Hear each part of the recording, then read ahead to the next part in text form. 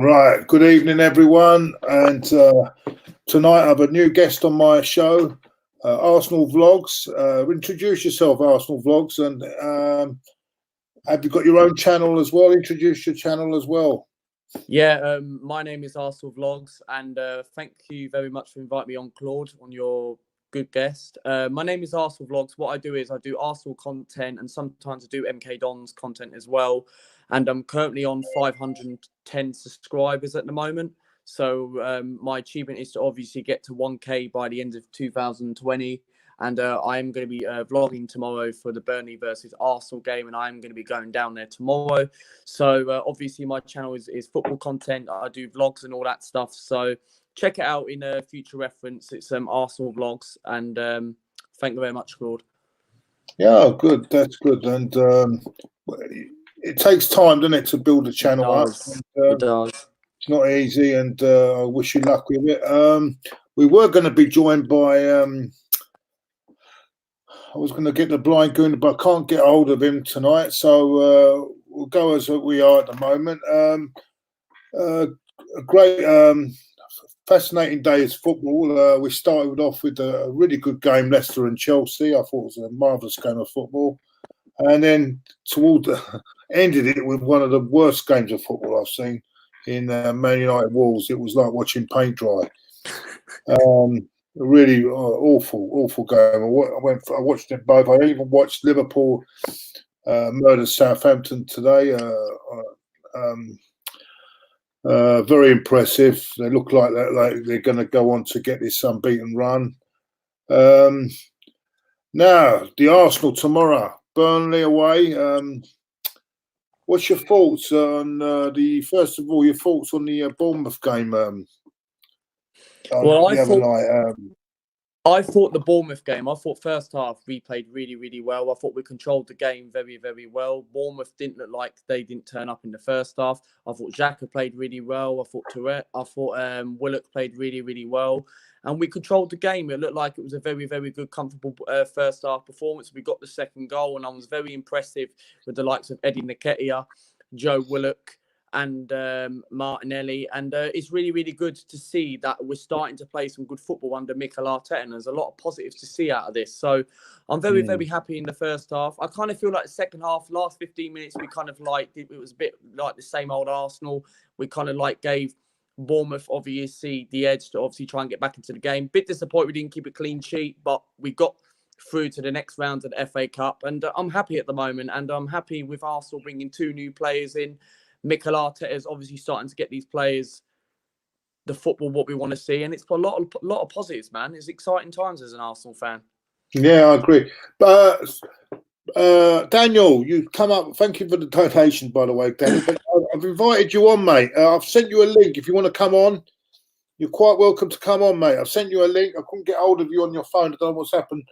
I keep getting the phone gets switched off all the time. So Daniel, I've sent you a link. Come on, you're welcome to come on. But thank you for that, and I hope you're well too, mate. And I'm not sure if you're going to Burnley tomorrow, but come on anyway. You're welcome to come on, mate. So Daniel, thank you very much for that. Let's have a look. Is there anyone else in the who's? This is a good one for you.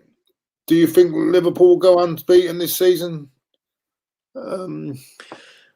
I think they will, to be honest, because the way I look at it now, and I saw the game earlier, and Liverpool 4-0. I thought they smashed Southampton, and I do think Southampton were a little bit unlucky in the first half because I think they should have had a penalty. Yet again, VAR loves Liverpool, and that's what it's been like this season. I think Liverpool have been absolutely brilliant this season. The way Jurgen Klopp's got this football club going. It's taken Jurgen Klopp 3 years to develop where he wants to be. And I think Liverpool are going to go unbeaten all season. I can just see it happening. I just feel like they're going to break our unbeaten record. Yeah, well, I think our game is the game number 50 when we play them. But there's a long time. There's a few games to go before then. Who knows what's going to happen? I think they'll need just that. They seem to, even if they didn't start well. The first half was. But they always seem to find a way. They always seem to find a way. yeah, once they score and that was it, the game was over. But yeah, there was a few decisions that went their way as well. But having said that, they were convincing in the end and run out quite easy winners. Talking about Arsenal tomorrow, how would you go? I mean, for me, I would keep it more or less the same with probably just Aubameyang coming into the team rather and possibly having a front three of Pepe, Aubameyang, and Martinelli. And how would you see that? How would you see? Would you say that the defence? I don't think Mari will be ready yet, so I think then we'll go with. He'll probably be returning Luiz and Socrates with Bellerin and. Is David Luiz back? Hey, is David Luiz back? Yeah, it's only the one game. Well, for me, I'll go with Burnley in goal. Right back, I'll go with Hector Bellerin. Centre back pairing, I want to see Socrates and I want to see Rob Holding come in. I feel like David Luiz, I think we should drop him. I feel like Rob Holding should play with Socrates. Left back, I want to see Saka play because I thought Saka was absolutely brilliant the other night against Bournemouth. Got his goal and I thought he was good. Midfield, I want to see Granit Xhaka, Torreira. Number 10, I want to see Lacazette. And then the three up top, I want to see Pepe, Aubameyang through the middle, and Martinelli. Yeah. Thank you for that, Alexander Gomez. Thank you for your donation. He said doing a great job. Yeah, Lee Gunner is not available. He's doing his own stream, so I couldn't get him on tonight, but I will in future. Don't worry, we'll be doing plenty of things with Lee Gunner. Thank you for your donation, though. Thank you very much. What's this from Right. Kangaroo Jack, thank you also for your donation. Unfortunately, I'm watching us play and see a lot of change. We are doing okay, but my view is the same. We still need to get rid of a few players and bring in a few A-grade players to take the next step. Yeah, I agree, Kangaroo Jack. I think there is a lot of things to be done. I don't think it could have been done in. I think Luca will agree with me here. I don't think much could be done in January. It's very hard to get especially if you want someone like Upamecano, he's not going to leave Leipzig when he's in the Champions League to go for sixth place in the Premier League. I think probably in the summer, I think big changes will be made. I think these two players that have been brought in are players that are just bodies that we for cover because we've got a few injuries. But yeah, I think in the summer we'll see some big changes. It'd be a big summer for Arteta, I think. And he needs the support once again of Raul and the rest of them for us to progress. Because at the end of the day, he can only do a certain amount with the players he's got. I don't know if you agree with me there, Luca. Well, the way I look at it is right. I feel like what he's just said in the comments. I do think we do need to get rid of some players. In the summer is a massive important. And you are right, Claude. It is difficult to get someone like Upamecano because why would he want to leave if Leipzig are top of the league? They're in the Champions League. They're playing Tottenham in the knockout stage. They're in a decent position. But I feel like the summer is a massive thing. And I think obviously the Cronkies have got to back Mikel Arteta because if Arteta doesn't get backed, then this football club is never going to be forward. We're going to end up being in the same old stuff. We're going to be stuck at the same situation again. Because what I don't want to see in the summer is, I don't want us to say, like, okay, say if we win the Europa League, or say if we don't, or say if we finish like 5th or 6th and we qualify for the Europa League, we have to get Mikel Arteta. We have to back Mikel Arteta because if we don't back Mikel Arteta in the summer, then I'm kind of worried as an Arsenal fan. And I feel like this summer is massive and it's an overhaul. It's massive. Look, we've got Daniel. Daniel, hello, mate. How are you? Yeah, good, mate. I'm good, mate. How are you? Yeah, I'm good, mate. Meet my friend Luca. Hello, mate. How are you, yeah, man? Mate. How are you? I'm good. How are you? I'm good, man. Very good, He's man. a fellow Italian, like myself. Right? Nothing wrong with that. Nothing wrong with that. Nothing wrong. Of course, there's nothing wrong. No. There's a comment from Kenny Ken, Big Kenny. I'm sure you all know from AFTV. big game tomorrow. Need to turn the performances into win, guys. Yes, certainly, yeah, because we've been getting some good performances. But would you say, Daniel, that these performances now need to be turned into wins? Yeah. Yeah, we definitely need to start winning games, especially in the Premier League, because at the moment we've been drawing too many games. Yeah, we've been drawing too many games, and we definitely need to get wins, because if we need to start moving up that table. I think we're currently sat 12th. So yeah, we need to definitely get into that top half of the table. Yeah, Luca, Burnley is a good place for Arsenal. We've got a good record there tomorrow. Is there any Burnley players that you feel could give us problems? I'm thinking of Jay Rodriguez. I feel what we need to watch out in our defence is like the players like Chris Wood and Jay Rodriguez. I feel like they're going to be the players who are going to be dangerous, because if our defence is not up for this tomorrow, I feel like these are going to cause us problems. And Burnley's a really, really difficult place to go to, Claude, because it's a stadium where you kind of feel like they're obviously Sean Dyche is organised, they're physical, and we've got to go there and obviously like to somehow like Arsenal unbeaten in 11 meetings against Burnley, and we always seem to win 1-0 over there, apart from last season when we won 3-1. But I feel tomorrow Arteta's got to come up with a game plan, and we've got to go out there and be defensive and set out a plan, because if we give the ball to the likes of Chris Wood, it's going to be a long, very night. We could end up losing the game. Yeah.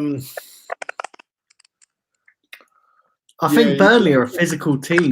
Burnley are a physical team, and we don't seem to do well against physical teams. Yeah, that is a problem. I must admit that is a problem, because, as you say, that Burnley are a very difficult team. But we seem to have a good record at Turf Moor. I don't think they've even beaten us since 1974. I've been told. If someone can correct me on that, but I don't think we've been beaten by Burnley since 1974. So I think this the record's good, but then records don't mean nothing on the day. I mean, because to me it's a different team. But in the last few years we've gone up there. We've won. I mean, I know the couple of games we won in the last minute. Let me get this comment up. I mean, apparently Arteta made a late offer for DT in the last few days for Arsenal, but Billy requested the offer despite Lacazette trying to help him come to Arsenal. Well, I don't know if that's true, but I think, as I say, these type of players, these big players, are very difficult to get in January. Would you agree there, Luca, on that? Well, yeah, I think it's very, very difficult to get these sort of players in January, because what I don't get is how come Liverpool went out to go and get Virgil van Dijk for 75 million? That is what I don't understand. But I do think at this January transfer window, I do think Umtiti, with his injury record, I feel like, yeah, it would be a good centre-back, what we kind of need, and he's a commanding centre-back. But I feel like it's very, very difficult to get these sort of players. And we know what the Cronkies are like. We know what the board are like. They're not going to go out and spend big on a player like this. So I think it's very, very difficult to get a player like that. That's why we've got players who have come in and actually done cover. Because with Chedwick, right, I didn't know we were going to bring a right back in the first place for Hector Bellerin. And that's an interesting signing. And also Marby coming in with Callum Chambers out for the rest of the season. I kind of feel like it's not a bad, decent transfer window. Yeah. So, what about you? Would you stand on this, Daniel and PT? Do you think we could have made a more of an effort? I think he's a good player, but I don't know. I don't think we need any more injury-prone players, because we've got too many injuries as it is. And to be honest, I think we can do better. Do better than Umtiti. I think we can do better, if I'm being honest. There's better centre-backs out there. Yeah, interesting. Sorry, I'm just trying to get some of these comments up now. Right, Kenny Kent's come in with another comment here. Let's not read what we can. We have a good record at Turf Moor, but we need to play a high-paced game, and when they are in possession, we must press them and win the ball back quickly. Yeah, I think that's a very good point. We've been doing that. We've been doing that sort of. We've been playing that game for the last few games, but it's going to be a harder game than the last couple. I'm convinced. What's that clicking noise? Is that you, Daniel? I don't know. No. It's not me, mate. Are you on a? No, I'm on a computer, so it's not gonna. Is anyone on a mobile phone? Whoever's using a mobile phone, StreamYard is shit for mobile phone. If you're coming on a mobile phone, it's not very good. It's all right. Don't worry. It's yeah. Kenny's making a good point. We all need to play a high pace. I think we need to start like we did against Bournemouth. For me, what about you? Do you think we need a nice, fast, quick start, Luca? Well, I think what we need to start the game very, very quick. I feel like we have to play counter-attack football. We have to get the first goal. That's all it matters, because if we let them score first, it's going to be very, very difficult. And I kind of feel like we need to play a high-paced game, exactly what Kenny Ken said. I feel like we have to go there and play exactly what we did against Bournemouth and go there and obviously beat Burnley. Because if we don't play like that, then obviously it's going to be a very, very long afternoon. Yeah. So anyway, let's move on. What can we? Let's get back to these messages. Some of the comments we got in here.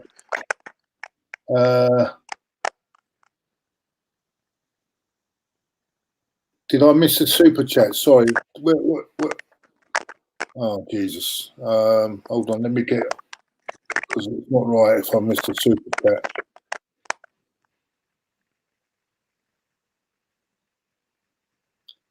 I think this is it. This is the super chat. Yeah. Right. Sorry, Kangaroo Jack. I didn't mean that on purpose. He says, "I hate when we play pub sides and they physically bully us. It's been happening to us for years. We need a bit of an aggression and turning games our way." Yeah, well, that has been a big problem.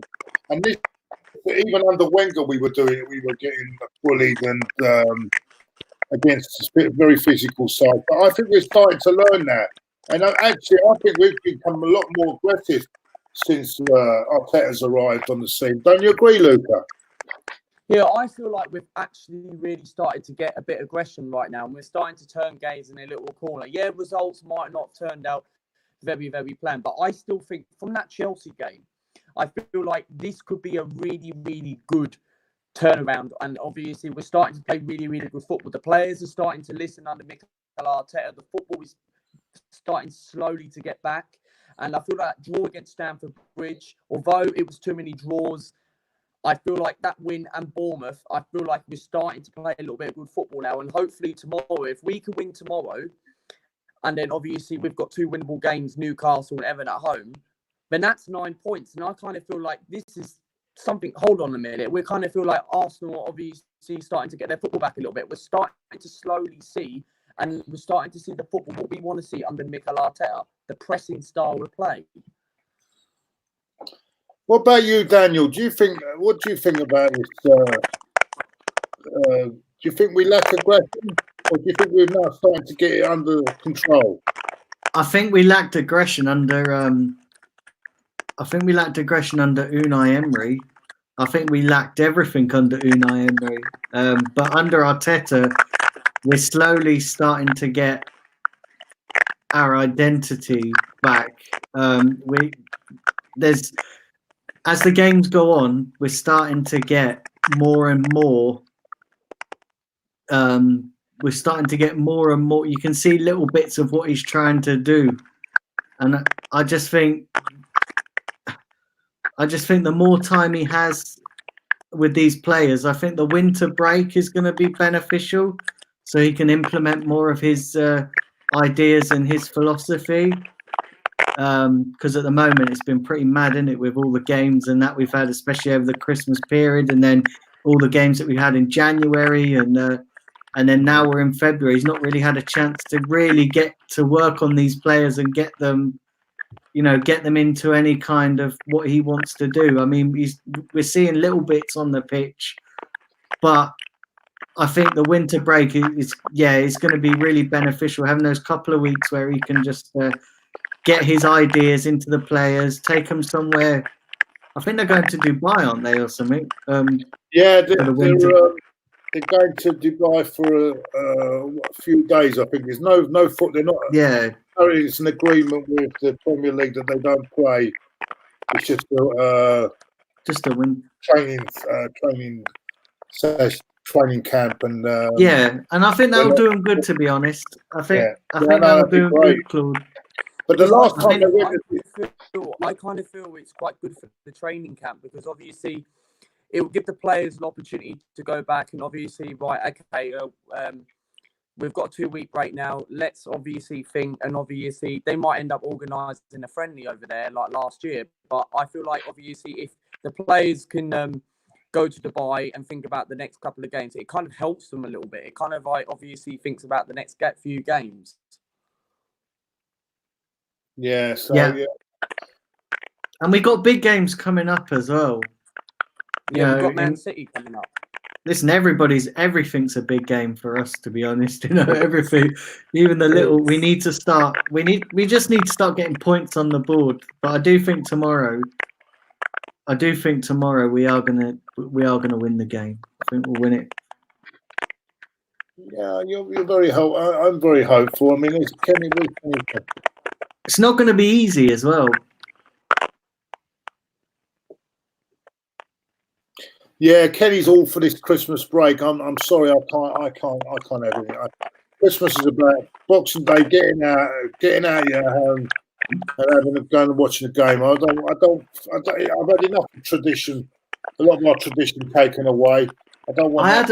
Do you know what, Claude? I was having a discussion with somebody. I can't remember who it was, but they were saying about they're wanting the Christmas fixtures get scrapped. But I just think that's part of Christmas. That's part of. Listen, when you're a football fan, it is all about the Christmas fixtures, isn't it? It's not about obviously Christmas itself, but it's all about the fixtures, isn't it? And that, I like those festive fixtures. I don't think we should scrap that. I don't think we should. We've scrapped too much.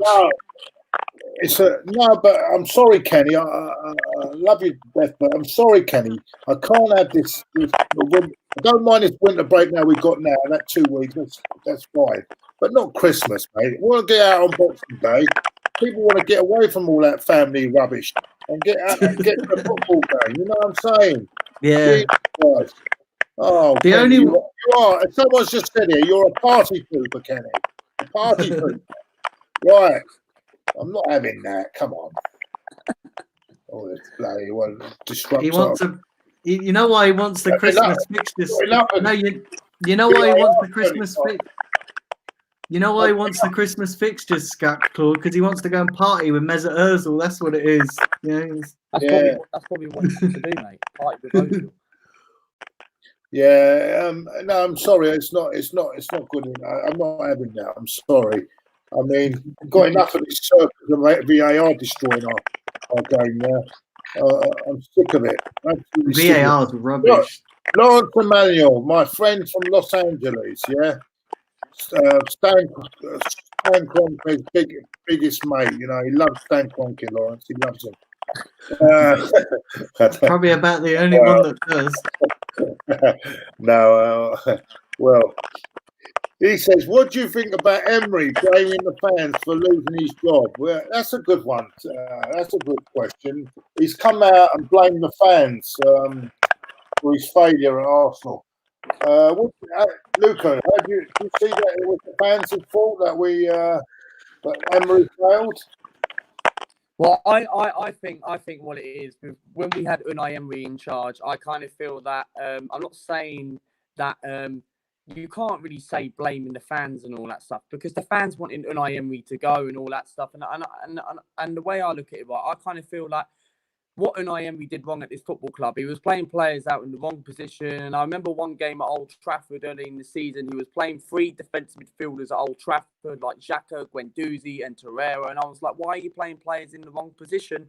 And then I kind of feel like Unai Emery had to go in that Leicester game. And obviously we left it too late and all that stuff. And Emery was obviously playing players out in the wrong position.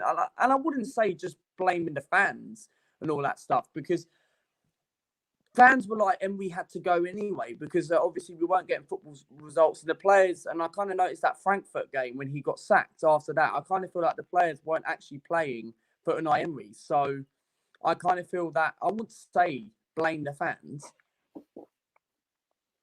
Yeah, Lawrence, I love Cronky as much as you love stale milk. What do you think about that, Daniel? I mean, yeah, as Luca just said, he did play very negative tactics. And how can you blame the fans for that? For what you're putting out? I think it's a cop-out, to be honest. I think he's just looking for someone to blame because he knows that at Arsenal he messed up. And the thing with Unai Emery is he brought a lot of what happened on himself, in the sense that when he came into the club, he was doing all the right things.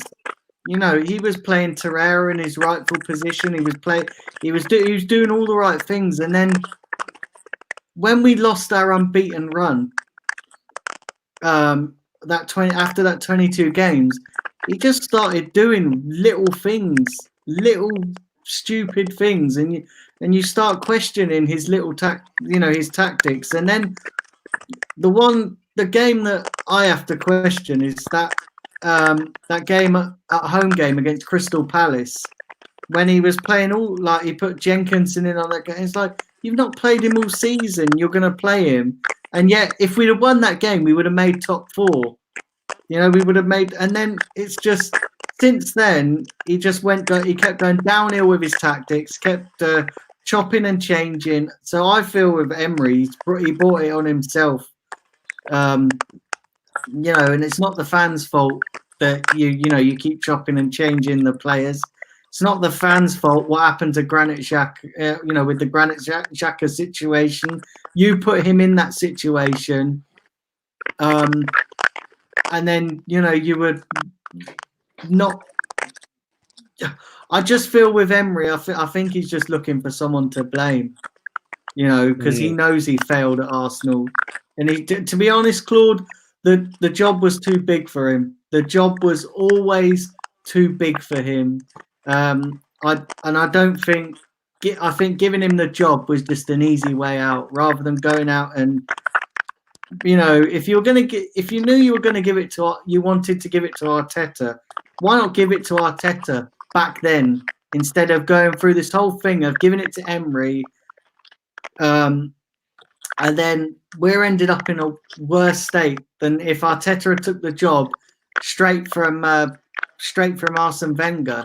We're in a lot better position then. Okay, yeah, we were still out of the Champions League and that, but we were in a lot better position than what we are now.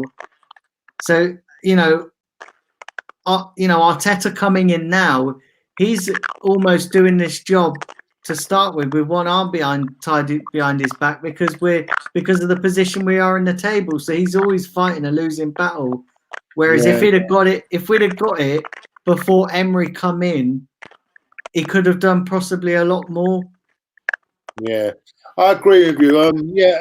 Answer to you, Jake, is that yes, I am going to Burnley, and I've got to be up at 4:30 tomorrow morning, which is the things you do, eh? All right. Yeah, got to be done, though, isn't it? At least we'll get home earlier, because the 2:00 kickoff, so we'll get home a lot earlier. And mind you, I've been missing the Tottenham game. Tottenham Man City, that'd be a good game tomorrow, wouldn't it? Tottenham Man City, yeah, that'd be a good game. Man City will win that. I wouldn't be surprised if Spurs beat Man. I think it'll be a draw. I think it'll be a 2-2 draw. It has got a draw all over it, so. Yeah, see if there's anyone else. Let's predictions, boys, for the game tomorrow. How do you see it going tomorrow? Predictions. I'm going to go for 2-1 Arsenal. I feel like this will be a very, very tight game. I feel like we will have enough quality to obviously outclass Burnley. And I think Aubameyang's going to score first. I feel like he's going to come back from suspension. He wants to go and get his goals and obviously catch up and obviously chase up with the Premier League goal scorers. So I feel Arsenal will win this by 2-1. Where are you, Daniel? I'm going 3-2. Yeah, I'm going 3-2. I do think it will be. I think it will be a close game. I think it will be. I think it will be a really close game. Listen, I think the problem with Burnley is they are going to rough our defense up, and our defense is fragile at the moment. But yeah, I think we'll win it 3-2. Thank you for that, Lawrence. Thank you very much. He says Cedric Suarez equals King Hellstrom. Yeah, well, there's another player we've just bought. Yeah, it's going to be out for 3 weeks apparently. I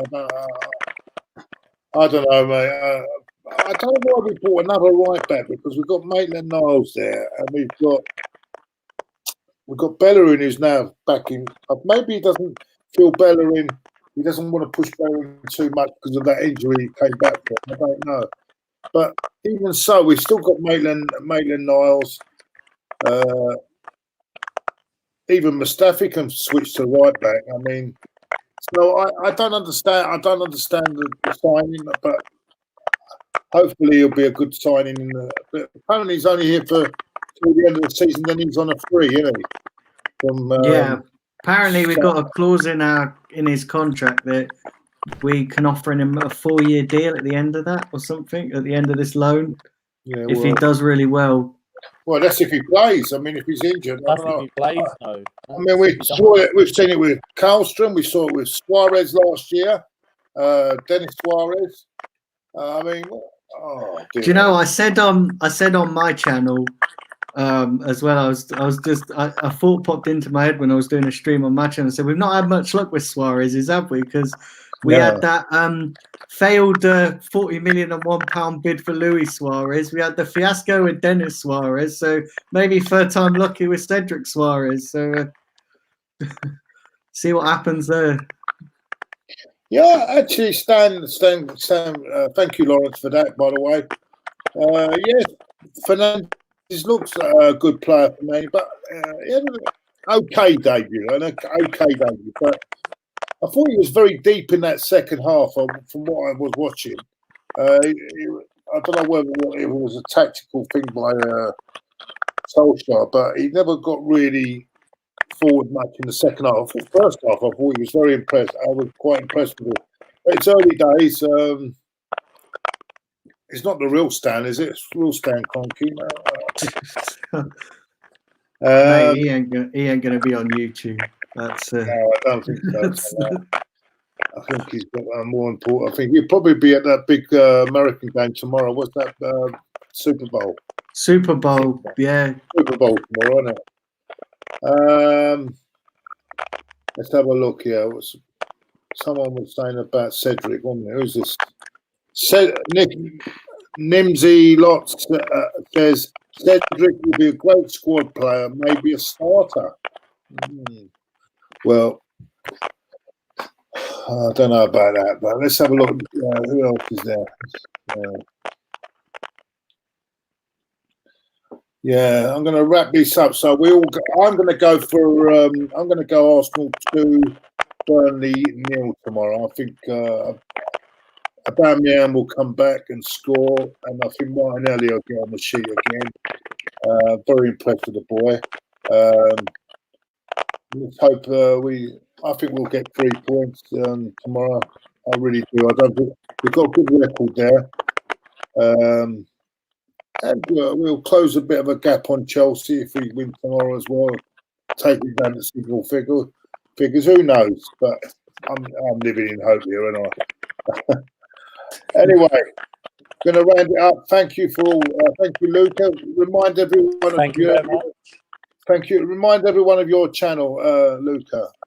Yeah, my channel is obviously, in case you don't know about my YouTube channel, I started YouTube in July, and I am on 510 subscribers. So if anyone wants to subscribe to my YouTube channel, it's Arsenal Vlogs. I do Arsenal content, a little bit of MK Dons as well. So pretty much check it out. Appreciate it if you can. And I am achieving to get to 1,000 subscribers by the end of the year. So if anyone wants to check my YouTube channel out, anyone in the chat or anyone in the stream, it's called Arsenal Vlogs. Check it out and subscribe and keep the notifications on.